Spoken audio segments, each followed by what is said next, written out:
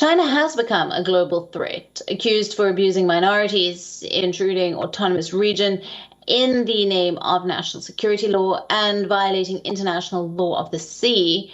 WION exclusively spoke to the European Union ambassador to the United Nations, Olof Skoog, who reveals if the European Union will launch a collective fight against China. Listen in.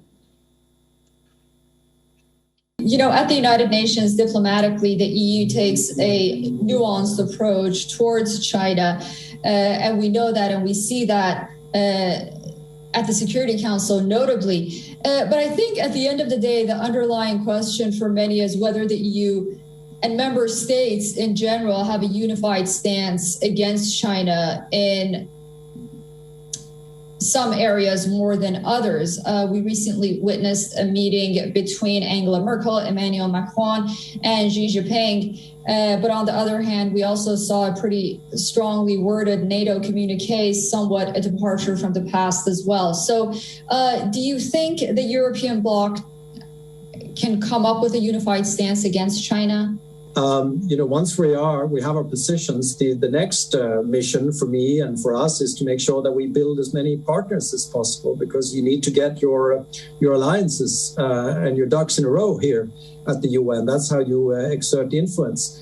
So with China, there are areas where we absolutely need to cooperate with China. We do that including on the climate threats, on biodiversity, on development, the SDGs, the 2030 agenda. There's a lot there, and I think in many areas, China, like us, are investing in the United Nations, and we see that this is an arena that we need to strengthen in many ways. But we're also systemic rivals, if you like, because of course sometimes we approach things very differently. We are very strongly in favor of democratic rules and a very strong, commitment to human rights, where China differs, and where we see that there are violations of human rights, we will speak out. We speak up, and we do that vis-a-vis China, be that in Xinjiang or be that in Hong Kong, So that, of course, pitches us sometimes to be rivals and fighting over influence of what kind of system we believe should be prevailing in the world.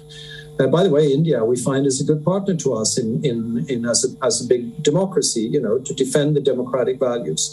But on all these issues, the EU is very aligned and very united, etc.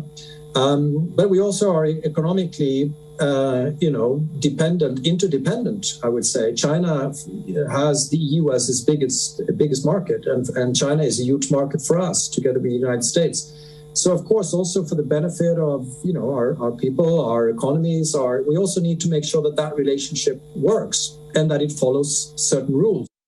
Mr. Ambassador, thank you so much for joining us on WION World is One. Do come back. Thank you very much. WION, now available in your country. Download the app now. Get all the news on the move.